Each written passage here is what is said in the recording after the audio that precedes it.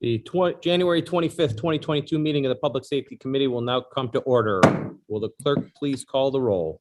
Mr. Burgess. Here. Mr. Burgess is present. Mr. Colby. Here. Mr. Colby is present. Mr. Delahanty. Here. Mr. Delahanty is present. Ms. Delvecchio Hoffman. Present. Ms. Delvecchio Hoffman is present. Chairman Dondorfer. Here. Chairman Dondorfer is present. Ms. Hugh Smith. Here. Ms. Hugh Smith is present. Mr. Marionetti. Here. Mr. Marionetti is present. Mr. Milne. Here. Mr. Milne is present. Ms. Vecchio. Here. Ms. Vecchio is present. We will need to suspend the rules of the legislature for purpose of prohibiting public in-person attendance. You have a non-debatable motion on your agenda, which needs a maker and a second.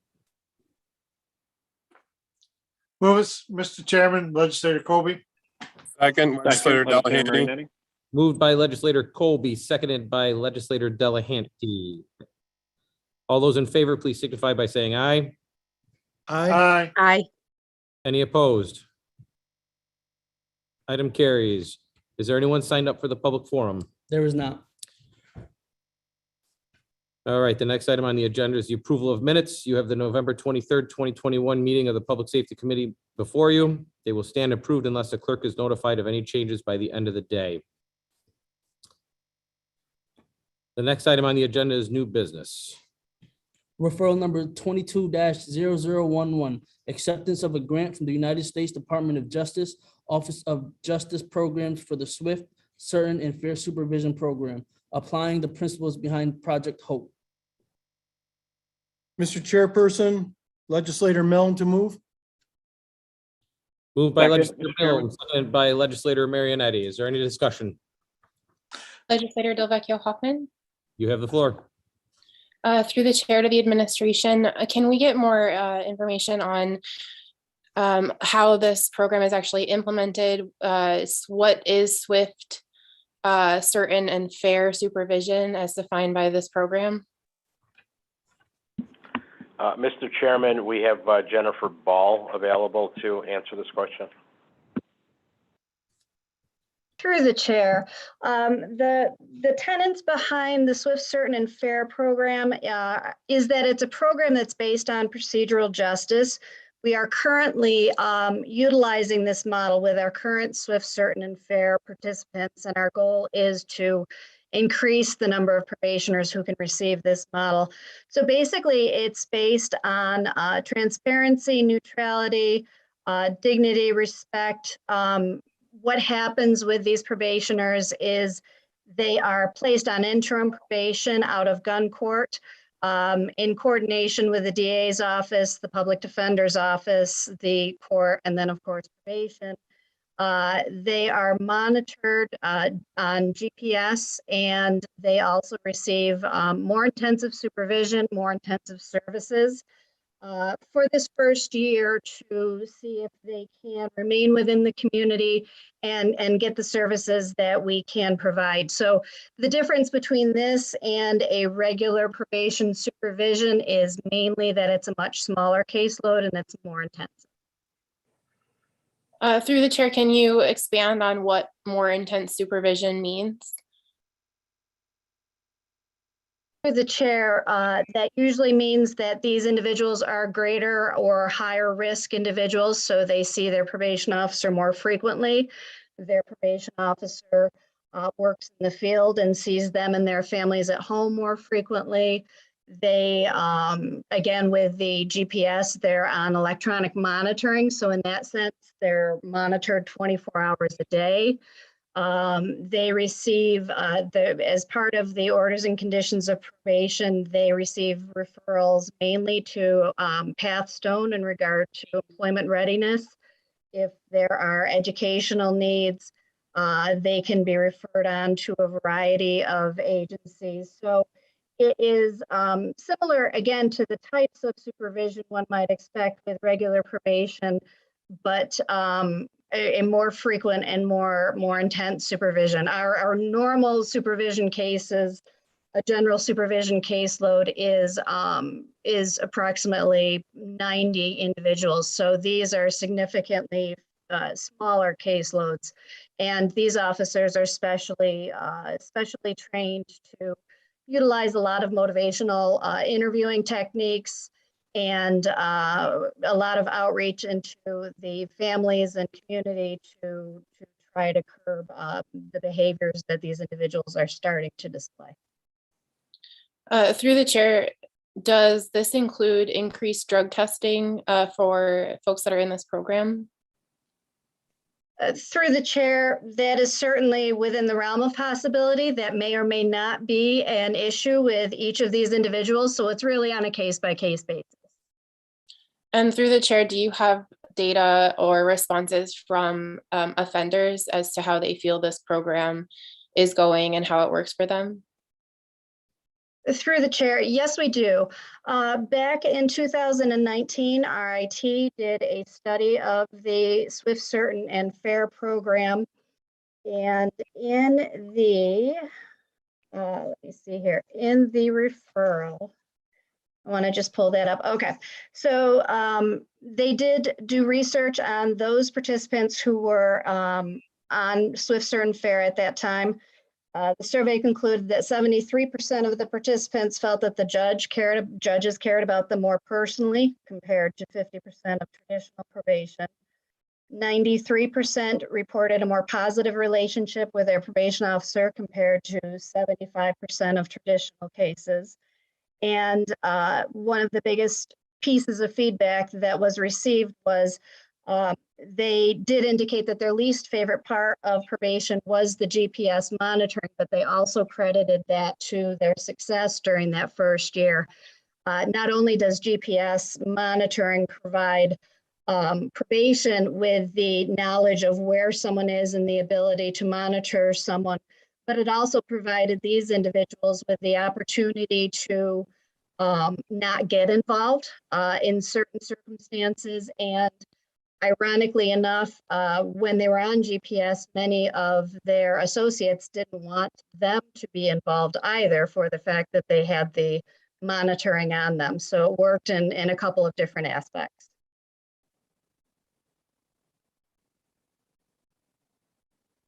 Thank you. Anybody else have any questions? Legislator Vecchio. Legislator Vecchio, you have the floor. Thank you, Mr. Chair. Through the chair to the administration, do we have any statistics on the decrease in recidivism since this program has started compared to prior? Through the chair, because this program was started in 2017, data is not readily available for the fact that if these individuals are successful, they would then go on to a 4-year probation term. So we would just now be starting to see that. Let me just check here. What we are seeing is that they are successful in completing the Swift, Certain, and Fair really is the interim portion of their sentence. So this is someone who is potentially facing state prison, and the interim portion is a trial run, if you will, to see if they're going to be able to be successful under probation supervision. So we have 70% of the individuals that have been on Swift, Certain, Fair have made it through that first year of interim probation and have then gone on to be sentenced to the additional 4 years. So part of this grant, part of what we're asking for is we do have RIT involved once again so that they can, as we move along here, do some more research in regard to that. Thank you. Any other discussion? Hearing none, all those in favor, please signify by saying aye. Aye. Aye. Aye. Any opposed? Nay. Legislator Del Vecchio. Hoffman is opposed. Yep, thank you. Still getting used to names also. No worries. All right, item carries. Next item. Referral number 22-0012, acceptance of a grant from the New York State Division of Homeland Security and Emergency Services for the reimbursement of the fiscal year 2021 Emergency Management Performance Grant. Move it, Mr. Chairman, legislator Marionetti. Moved by legislator Marionetti, seconded by legislator Colby. Is there any discussion on this?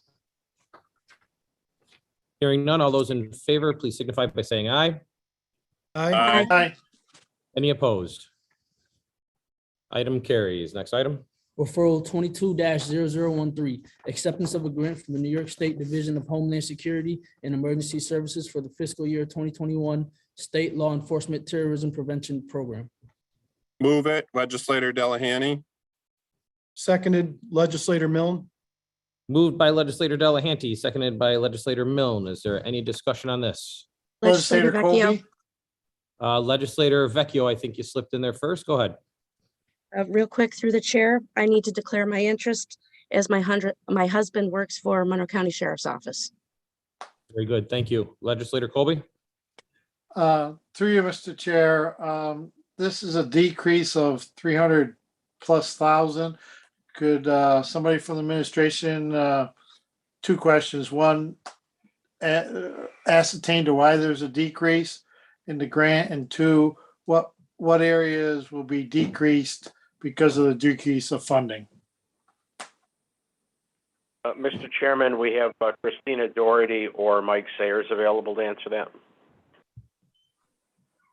Through the chair, this is Christina Doherty. Last year's funding stream increased dramatically due to the purchase of some tactical equipment for the sheriff's office. This year, they have declined to put in for as much due to that equipment purchase. Thank you. I yield the floor back to you, Mr. Chairman.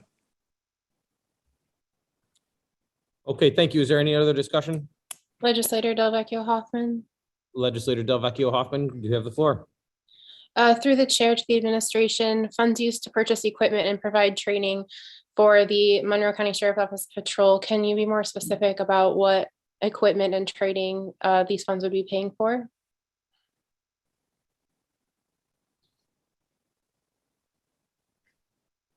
Through the chair, there's overtime and backfill funded for approved training such as rescue task force and tactical team exercises.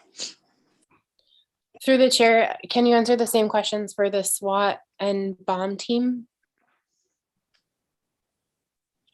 Through the chair, we could get you that in writing, or I could ask somebody from the Monroe County Sheriff's Office to respond. Through the chair, if there's an answer that you have today, great. If not, in writing is also great.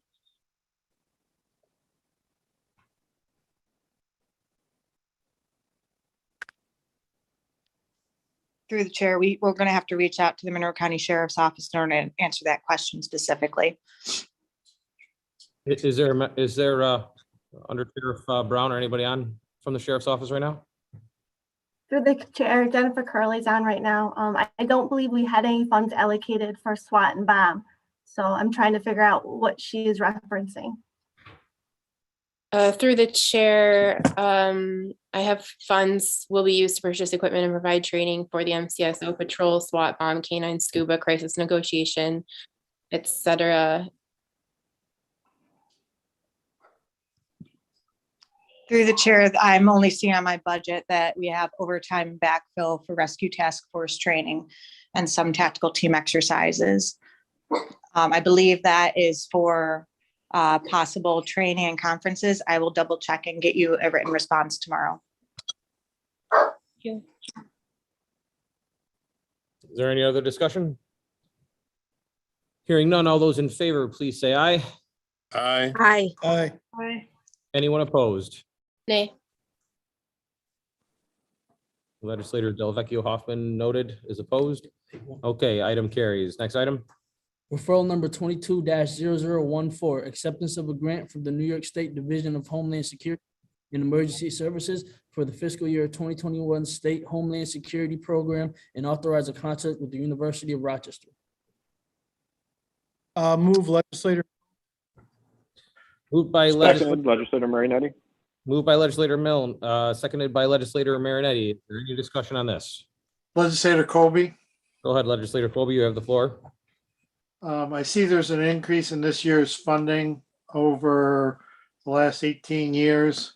What will the additional funding be used for? Through you, Mr. Chairman, to the administration or the whoever needs to answer it. Mr. Chairman, I believe Jill Paperno or Mark Funk are available to answer that.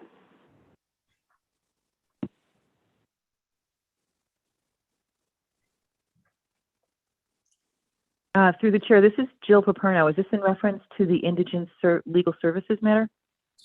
Oh, I'm sorry. Did I get one ahead of us here? Yeah, no I worries. think We're so. on we're on number 14, Mr. McCann. I'm sorry.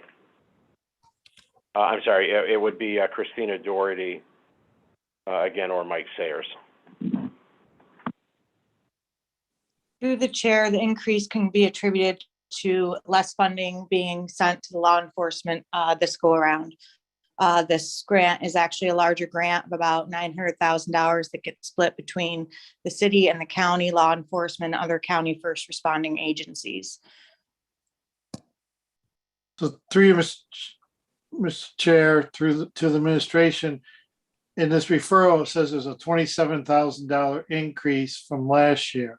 My question is what that $27,000 increase is going toward, something new or something additional that we're already doing? These are all sustainment exercises, applications. There is an increase to cybersecurity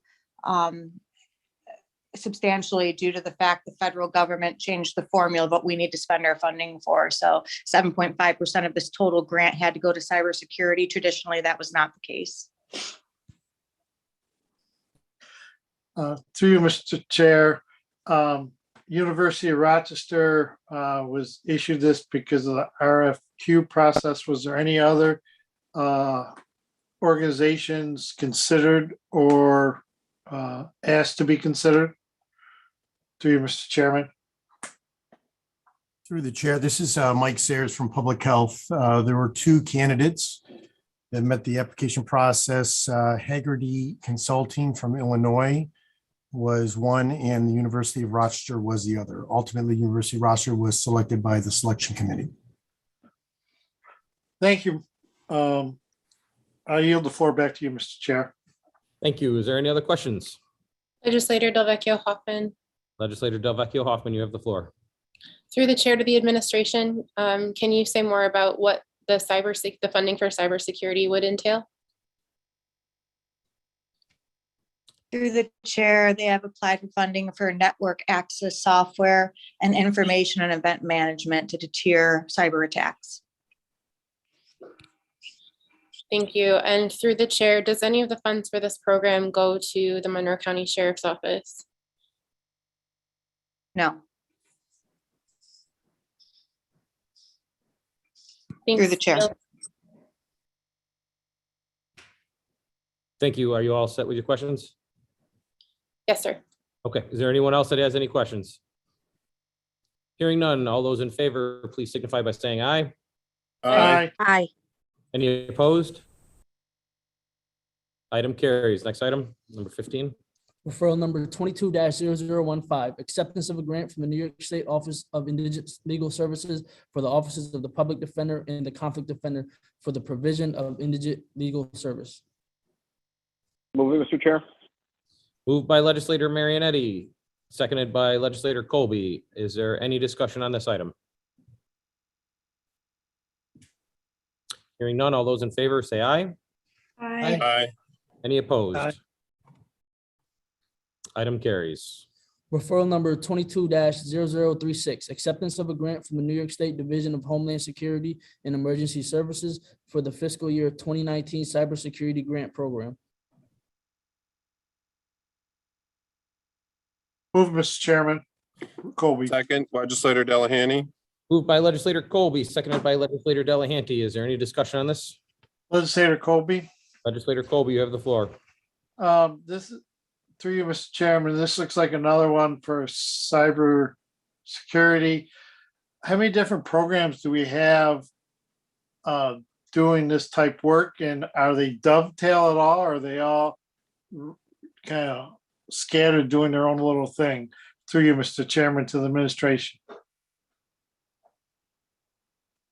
Mr. Chairman, I believe we have Jennifer Cusey or Daniel Krebs available. This Through is the Jennifer. chair, I'm this going is Daniel to Krebs. I'm sorry. was just going to let everyone know that you'll be answering Daniel. Thanks. Through the chair, thank you, Jennifer. This particular funding is used for the web filtering for the county users and employees. There are a number of cybersecurity initiatives throughout the county. Each one of them have their own niche that they protect us against. Occasionally, they will all aggregate together like the aforementioned SIM program, but this specific grant is to provide training and funding for web-based filtering. Thank you. Yield the floor back to you, Mr. Chairman. Thank you. Are there any other questions? Hearing none, all those in favor, please signify by saying aye. Aye. Aye. Anyone opposed? Item carries. Next item. Referral number 22-0037. Acceptance of a grant from the United States Department of Justice, United States Marshals Service, Western District of New York for the United States Marshals Service, New York/New Jersey Regional Fugitive Task Force, Rochester Division.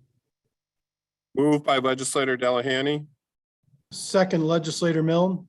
Moved by legislator Delahanty, seconded by legislator Milne. Is there any discussion on this item? Legislator Vecchio. Declaring your interest? Yes, sir.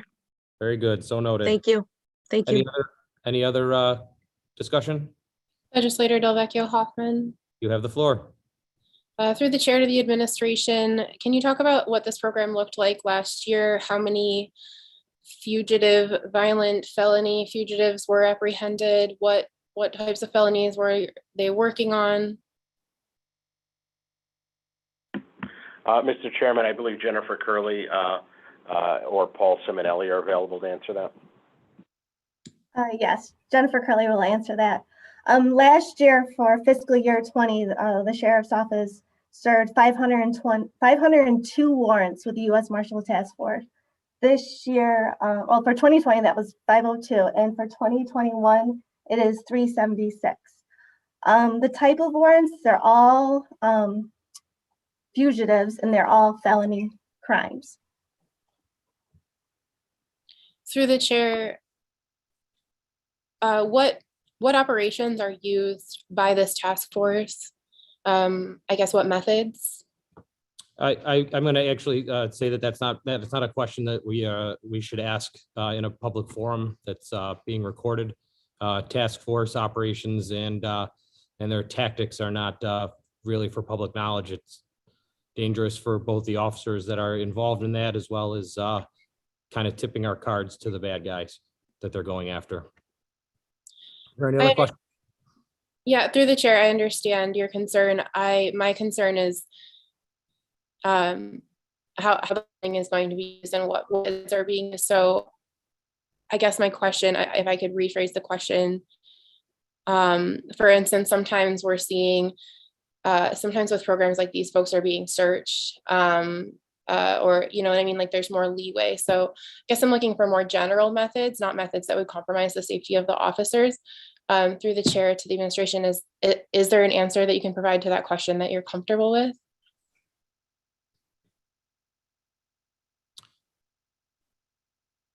Jennifer, you want to field this, or you want me to? I guess I would just say the Marshal Service identifies the subjects and the Sheriff's Office assists with locating the subjects. Obviously, there is a lot of paperwork that's involved in warrants, and some of them can be parole absconders or I mean, their tactics, I guess they serve federal warrants. Thank you. Any other questions? Hearing none. Legislator Colby, Go ahead, legislator Colby, you have the floor. just for clarification for my own knowledge, to you, Mr. Chairman. So all these aren't just random searches that people, that are people are being searched for, these are people that have outstanding warrants or have not responded to a probation office or something like that. Is that correct? All the warrants that are served through the U.S. Marshals Regional Fugitive Task Force are felony warrants for people's arrest. Thank you, You're welcome. Mr. Chairman. Legislator Delvecchio Hoffman. Go ahead, Legislator Delvecchio Hoffman. Through the chair to the administration, is this all spent on overtime? Is there a reason that this can't come out of the budget that is already there? Is it just that there's a grant available and we're willing to accept that money, or is this actually a need that isn't covered by the budget that we already have? Through the chair, I think in my backup material for the referral, it actually states where the money comes from, and the feds designate this money to get assistance from the local agencies. And yes, it is all just overtime. So the feds want the locals to assist, so they give us extra money so we can participate, because otherwise these individuals are already assigned to jobs or, duties. So this gives them a chance to assist the marshals and get overtime. Thank you. Is there any other discussion? Okay, hearing none. All those in favor, please signify by saying aye. Aye. Aye. Any opposed? Nay. Legislator Delvecchio Hoffman, it is so noted. Referral passes. Next item. Referral number 22-0040, confirmation of the reappointment of the conflict defender. Moved by Legislator Move. Milne, seconded by Legislator Marionetti. Second. Is there any discussion on this? Okay, seeing none. All those in favor, please signify by saying aye. Aye. Aye. Anyone opposed? Item carries. Are there any other matters to come before this committee? Hearing none, there being no other matters, the January 25th, 2022 meeting of the Public Safety Committee stands adjourned. The next meeting of the Public Safety Committee will be held on